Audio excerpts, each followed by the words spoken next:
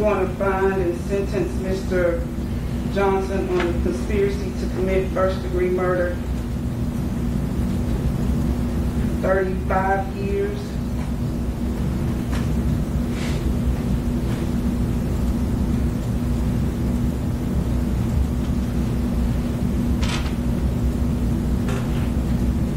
That's a range 2 offender.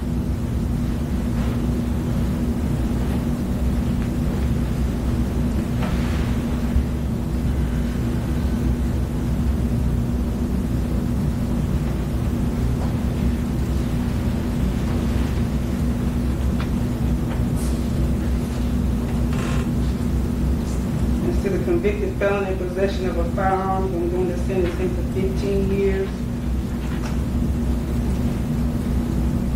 As a range 2 offender.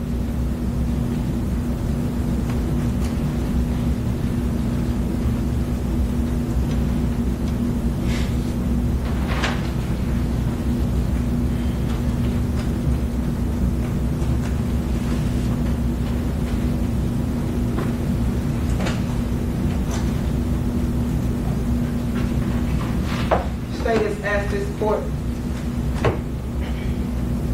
to run these sentences consecutively.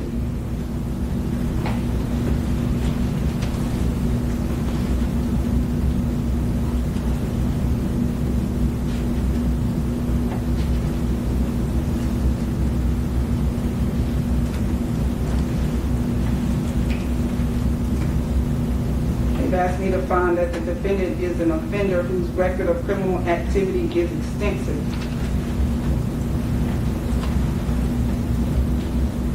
They've also asked me to find that he is a dangerous offender whose behavior indicates little or no regard for human life and no hesitation about committing a crime in which the risk to human life is high.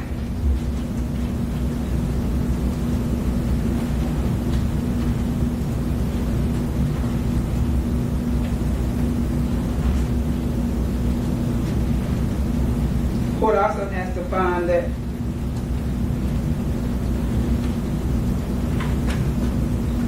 circumstances around this offense are aggravated.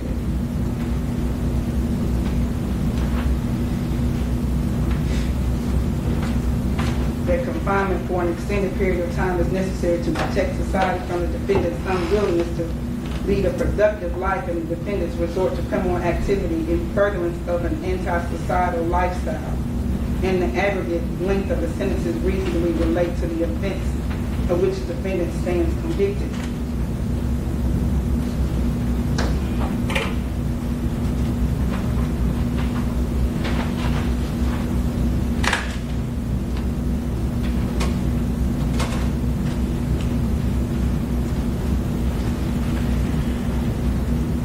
The state argues as to the defender having a record of criminal activity that is extensive, that the court can consider not just his prior history, which the court's already talked about, the 3 prior aggravated robberies, 3 prior aggravated assaults in the federal firearms case, but also this first-degree murder conspiracy to commit first-degree murder and convicted felon in possession of a handgun. It's unfortunate that we've witnessed Mr. Johnson's progression in violent activity.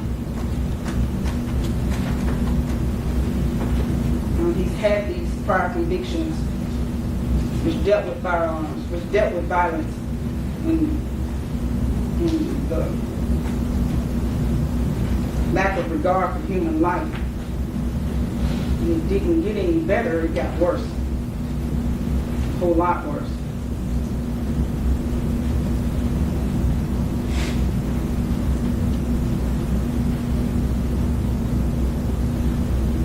The state also argues as to the dangerous offender that the defendant was not motivated because of fear or hate, that this was greed and money and fame. This was just a hit, a way for him to further his career.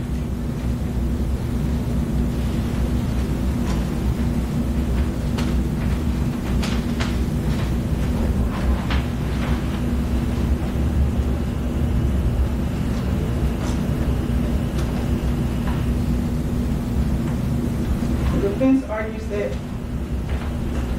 practically that no other time above the life sentence that he's already been sentenced to will protect the community. The defense argues that the life sentence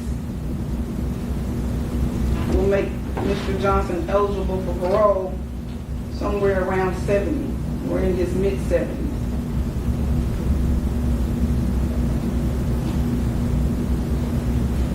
And there's no need to protect the community any further because of that life sentence.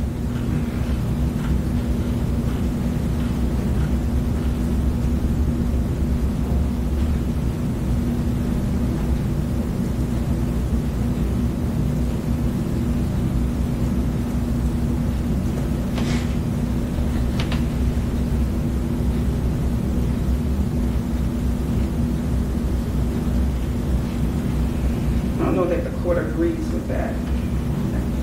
That sounds good. I don't know that the court agrees with that.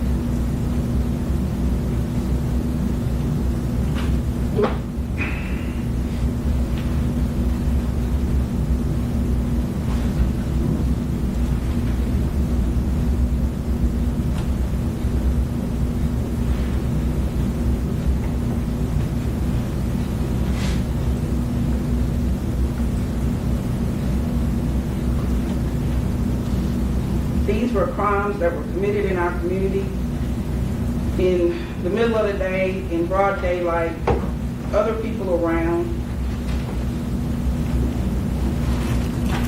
for greed.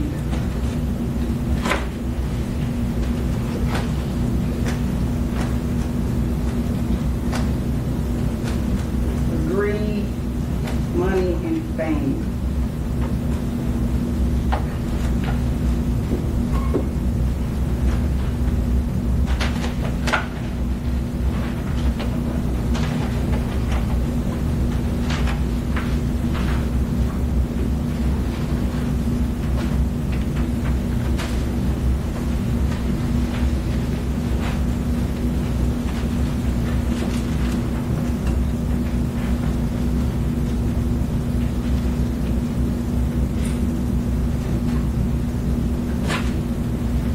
I'm going to run count 1 and count 3 concurrently.